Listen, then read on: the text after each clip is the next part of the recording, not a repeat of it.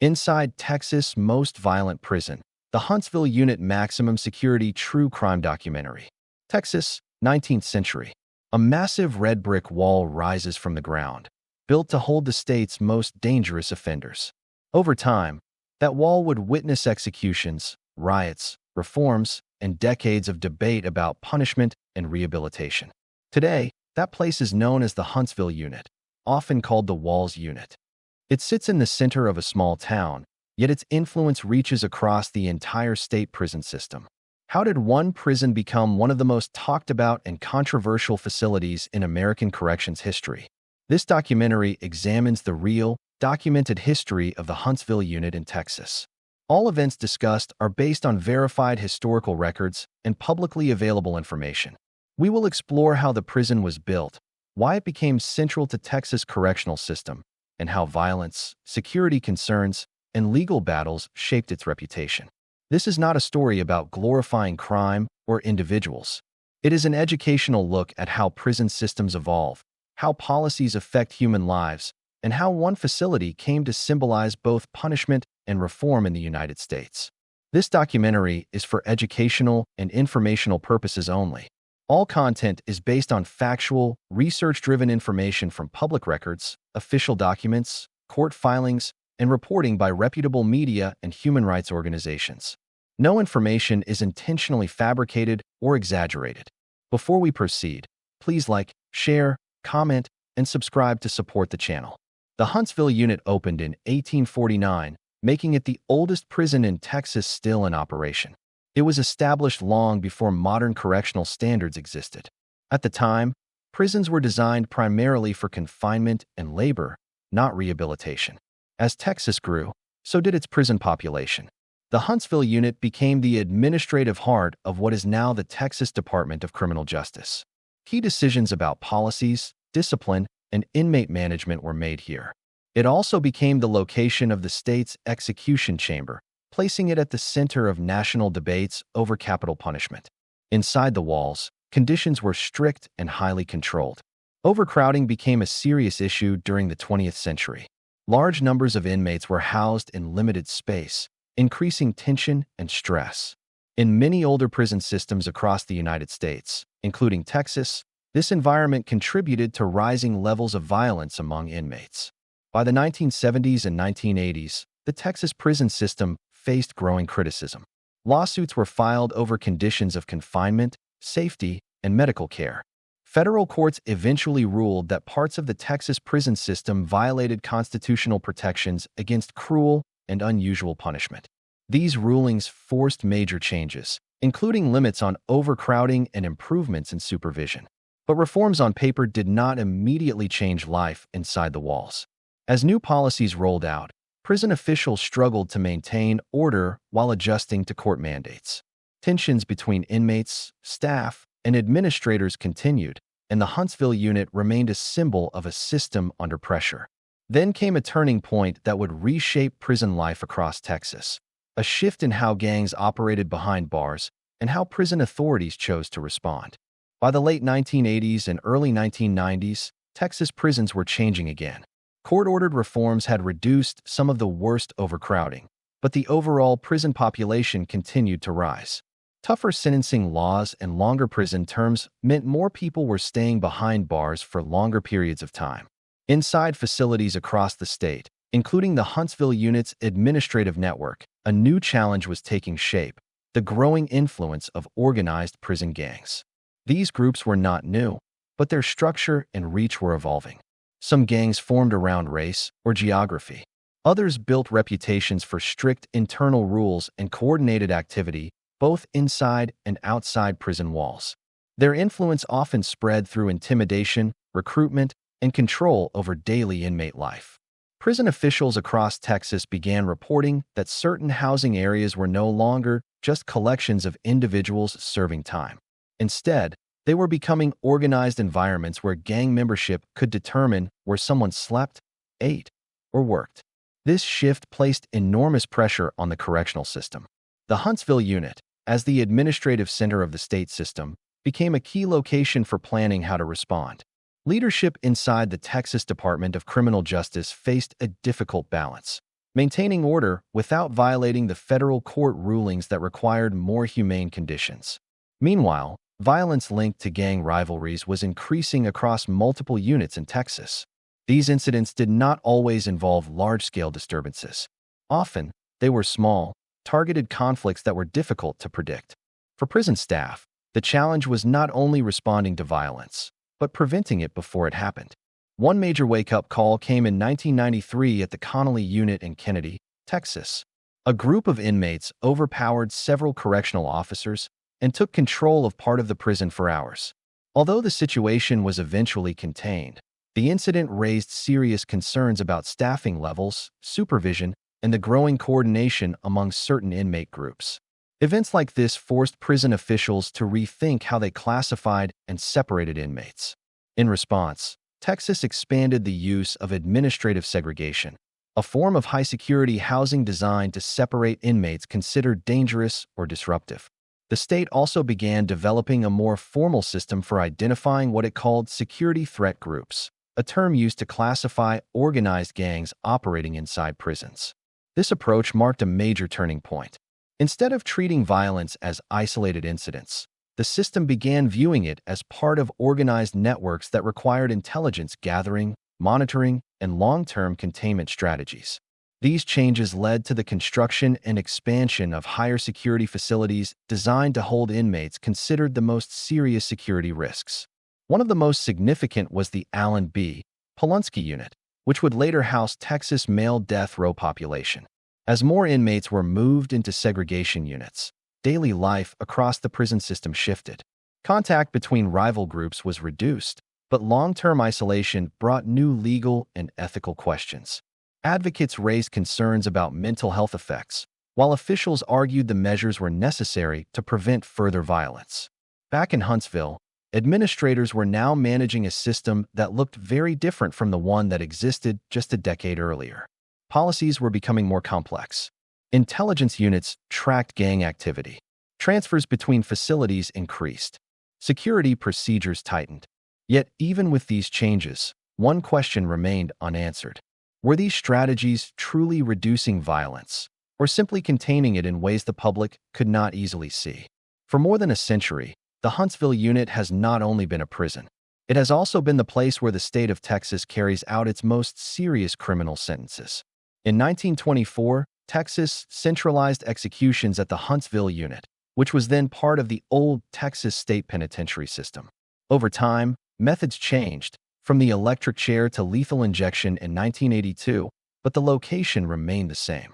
This made Huntsville unlike most other prisons in the United States. It became the final stop in a long legal process that could last decades. By the 1990s and early 2000s, Texas was carrying out more executions than any other state. Each one followed a strict legal timeline involving appeals, court reviews, and last-minute filings. When those processes ended, responsibility shifted to prison officials in Huntsville. These events placed enormous administrative and emotional weight on the facility. Executions did not happen daily, but they occurred often enough that procedures became routine. Special transport units moved inmates from other facilities, including high-security units, to Huntsville shortly before their scheduled execution date. The process was tightly controlled, carefully documented, and closely watched by media, legal observers, and victims' families. For staff, this created a unique kind of pressure. Unlike other prison incidents, these were not sudden emergencies. They were planned events, surrounded by legal scrutiny and public attention. Every step had to follow policy exactly. Any mistake could lead to legal challenges or national headlines. Outside the prison walls, small groups of protesters and supporters often gathered on execution days. Some came to oppose capital punishment. Others came to show support for victims. Their presence was a reminder that what happened inside the Huntsville Unit did not stay inside. It reached into courtrooms, political debates, and living rooms across the country. Inside the broader Texas system, the role of the Huntsville Unit shaped how other facilities operated. Death row inmates were historically housed at the Ellis Unit before being moved to newer high-security housing. Transfers required coordination between multiple units, security teams, and administrative staff. This constant movement of high-profile inmates added another layer of complexity to an already strained system. At the same time, lawsuits and legal challenges continued. Advocacy groups questioned conditions on death row, the length of time inmates spent in isolation, and the fairness of certain procedures. Courts examined everything from medical protocols to access to legal representation. Each ruling forced adjustments. Policies were rewritten. Training changed. Oversight increased. But even as procedures became more detailed, another concern quietly grew inside Texas prisons. Not just about executions, but about long-term confinement itself. Supermax-style housing and extended administrative segregation were keeping certain inmates separated for years. Officials argued this reduced immediate violence. Critics warned it could create other problems that were less visible but deeply serious. By the early 2000s, the Huntsville Unit stood at the center of two powerful realities. It was both a symbol of the state's toughest punishments and the administrative brain of a prison system still trying to find stability after decades of court intervention. And behind the paperwork, the policies, and the public attention, one question continued to build. Was the system becoming safer, or simply more controlled on the surface, while deeper pressures remained unresolved? As the 21st century moved forward, the Huntsville Unit remained the symbolic and administrative center of the Texas prison system. But the challenges facing corrections in Texas were no longer just about overcrowding or gang control. Now, the focus was shifting toward oversight, accountability, and the long-term effects of strict confinement. Earlier federal court rulings had already forced Texas to reduce extreme overcrowding and improve basic conditions. But new scrutiny continued, often driven by investigative reporting, legal advocacy, and internal reviews. Concerns ranged from medical care and mental health treatment to the use of long-term isolation and administrative segregation. Because Huntsville housed central administrative offices, many of the system-wide policy decisions originated there. Leaders within the Texas Department of Criminal Justice were tasked with responding to court rulings while also managing one of the largest prison populations in the United States. This created a constant balancing act. On one side were security concerns. Prison officials argued that certain inmates, especially those linked to organized gang activity or serious in-prison violence, required separation to prevent harm to others. Facilities like the Allen B. Polunsky Unit became central to this strategy, using highly controlled housing to limit contact between high-risk individuals. On the other side were growing concerns from legal and medical experts. Studies began to examine how years of isolation could affect mental health. Lawsuits challenged whether indefinite segregation violated constitutional protections. Advocacy groups called for clearer review processes and more opportunities for inmates to transition back into the general population. These debates did not play out in public rallies alone. They unfolded through policy meetings, legal briefs, and federal courtrooms. Each decision had ripple effects across the entire system. Meanwhile, staff inside Texas prisons faced their own pressures. Recruitment and retention of correctional officers became an ongoing challenge, especially in rural areas where many prisons were located. Staffing shortages meant fewer officers supervising large inmate populations, increasing stress and safety risks. Training programs expanded in response. New protocols emphasized communication, intelligence gathering, and crisis prevention. Officials worked to professionalize correctional work in ways that differed from past decades, when prisons often operated with fewer formal standards. Even with these changes, incidents of violence had not disappeared. They were less likely to take the form of large uprisings and more often appeared as isolated, difficult-to-predict events.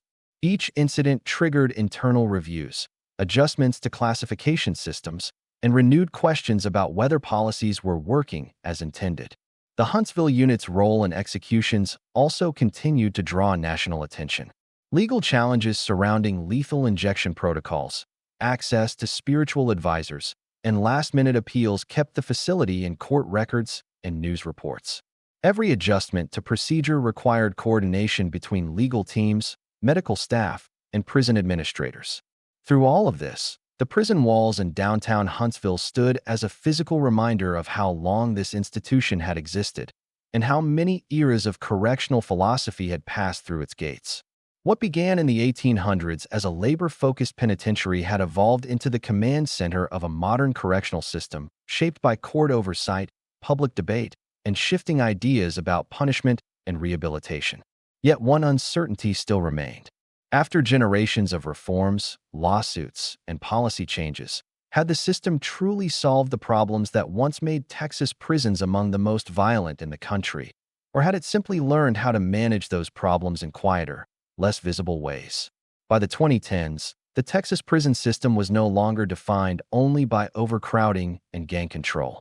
A new era of scrutiny had begun, one shaped by public records, court oversight, and growing attention to health, safety, and long-term incarceration practices. From offices in Huntsville, administrators were now managing a system that had started to shrink for the first time in decades. Crime rates had declined in many parts of the state, and lawmakers invested more in diversion programs, drug courts, and parole supervision. As a result, Texas closed several prison units during this period, a major shift for a state once known for constant prison expansion. But fewer inmates did not mean fewer challenges. One major area of concern involved healthcare inside prisons. Medical services for inmates in Texas are largely provided through partnerships with the University of Texas Medical Branch and other institutions. Lawsuits and investigations raised questions about staffing levels, access to treatment, and how chronic illnesses were managed behind bars.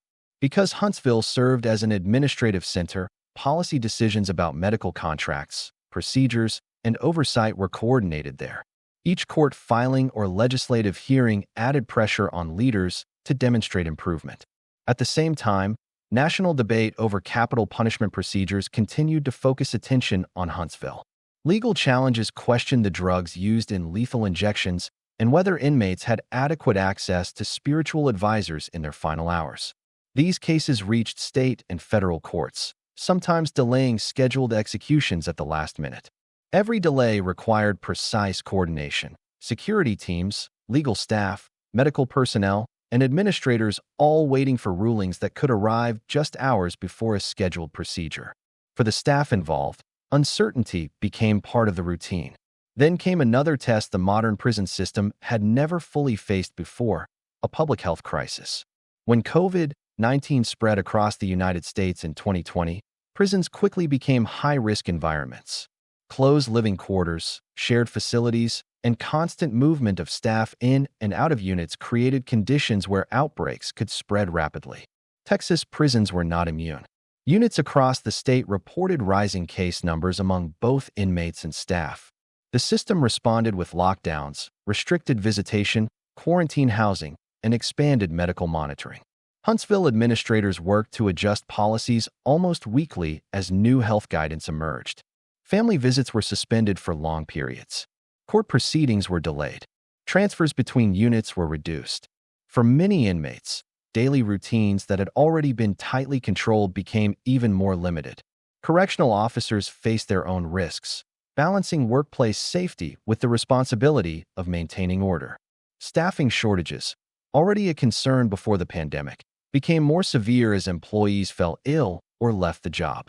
The pandemic exposed how interconnected the prison system was with the outside world. Illness could move through staff, vendors, and transport routes, showing that prison walls could not fully separate institutions from public health realities. Through it all, the Huntsville Unit remained what it had always been, a place where the operational weight of the entire Texas system could be felt. Policy updates flowed outward from Huntsville to dozens of facilities. Reports and data flowed back in, shaping the next round of decisions. By the early 2020s, Texas prisons looked very different from the overcrowded system of the 1980s. Populations were lower. Oversight was stronger. Procedures were more formal. And yet, a quiet tension still lingered beneath the surface. With fewer inmates but ongoing staffing shortages, rising healthcare costs, legal scrutiny, and the lasting effects of isolation policies, the system faced a new kind of uncertainty, not explosive or chaotic, but slow, complex, and difficult to solve. Behind the historic brick walls in Huntsville, one question remained open. After nearly 2 centuries of operation, could a prison system built in the 1800s fully adapt to the expectations of the modern world? Or would the pressures of safety, fairness, and accountability continue to collide inside those same walls. For most of its history, life inside Texas prisons was largely hidden from public view. But in Huntsville, the prison system has always existed side by side with the community. Just blocks from the historic prison walls stands the Texas Prison Museum. Inside are exhibits about prison history, old uniforms, equipment, and records of famous cases. For decades, tourists and school groups have walked through those doors to learn about a system that, for many families in the region, is also a source of employment. This close connection between town and prison is unusual. In Huntsville, correctional facilities are not distant institutions on the edge of a city. They are part of daily life. Generations of local residents have worked as officers, medical staff, educators, and administrators. That visibility has shaped how the system is discussed. In the mid-20th century, Texas prisons even hosted public events. One of the most famous was the Texas Prison Rodeo, held for decades in Huntsville. Thousands of spectators came to watch inmate participants compete in controlled events. At the time, it was promoted as entertainment and a way to raise money for inmate welfare programs. By the 1980s, changing attitudes about incarceration and safety led to the rodeo's end. What once drew crowds began to feel out of step with modern views about prison dignity and security. The closure of the rodeo symbolized a broader shift. Prisons were becoming less public-facing and more tightly regulated. Inside the walls, another quieter transformation was taking place: education. Texas expanded prison education through programs run by the Wyndham School District, which provides academic and vocational training to eligible inmates. Classrooms inside correctional facilities began offering literacy courses, high school equivalency preparation, and job skills training. Supporters argued that education reduced repeat offenses after release. Critics questioned funding and effectiveness. But over time, these programs became a standard part of the system. Even so, the Huntsville Unit remained associated more with punishment than rehabilitation in the public mind, largely because of its role in executions and its historic image as the Walls Unit. Media coverage often focused on high-profile cases, legal battles, or controversial policies. Less attention was paid to daily routines, the schedules, maintenance work, medical appointments, and paperwork that filled most hours inside the facility. This contrast created a gap between perception and reality. To the outside world, Huntsville was a symbol of justice, of severity, or of debate over capital punishment. To those working inside the system, it was an administrative hub managing budgets, staffing, training, and compliance with court orders. As years passed, new technology entered the system. Digital record-keeping replaced older paper files. Surveillance systems improved. Communication between units became faster and more centralized. These changes made operations more efficient, but they also increased documentation and oversight. Every major decision left a trail. And still, despite greater transparency than in past decades, most people would never see the daily workings of the Huntsville Unit firsthand. They would not hear the routine radio calls, see the classification meetings, or watch the constant movement of staff between offices coordinating policies that affected tens of thousands of inmates statewide. From the outside, the walls remain still and solid. From the inside, the system is always in motion. As public expectations around criminal justice continue to change, with more focus on rehabilitation, mental health, and alternatives to incarceration, the historic Huntsville Unit stands at a crossroads between past and future. The question is no longer just how to control a prison population. It is whether an institution built in 1849 can keep adapting to a society that is still deciding what justice should look like in the modern era. The history of the Huntsville Unit reflects more than the story of a single prison. It shows how correctional systems respond under pressure, from overcrowding, violence, legal rulings, public opinion, and changing ideas about justice. From a psychological perspective, prisons like Huntsville house individuals under extreme stress. Loss of freedom, rigid routines, and limited privacy can intensify anxiety, depression, and conflict. When overcrowding was at its worst in Texas, these pressures often contributed to aggression and group formation for protection. Gangs offered structure and identity in an environment where individuals felt vulnerable. Administrative segregation reduced direct conflict in many cases, but long-term isolation introduced different psychological risks. Research and legal challenges over the past few decades have questioned how extended separation affects mental health, impulse control, and reintegration after release. These concerns pushed prison systems, including Texas, to re-examine classification and review policies. For staff, the psychological strain is also significant. Correctional officers work in a controlled but unpredictable environment. They must enforce rules consistently while managing tense situations calmly. Staffing shortages increase fatigue and stress, which can affect morale and decision-making. Training reforms over the years have aimed to improve communication skills, crisis response, and professional standards. At the system level, the Huntsville Unit demonstrates how prisons evolve through cycles of crisis and reform. Court intervention in the late 20th century forced Texas to address unconstitutional conditions. Later, public health challenges and legal scrutiny around medical care and executions required further adjustments. Each reform solved some problems while revealing others. Security measures lowered certain types of violence but increased debates about isolation. Expanded healthcare services improved oversight but raised costs and logistical challenges. Educational and vocational programs aimed to reduce repeat offenses but required funding and long-term evaluation. This pattern shows that prison systems are not static. They are shaped by laws, budgets, social attitudes, and human behavior.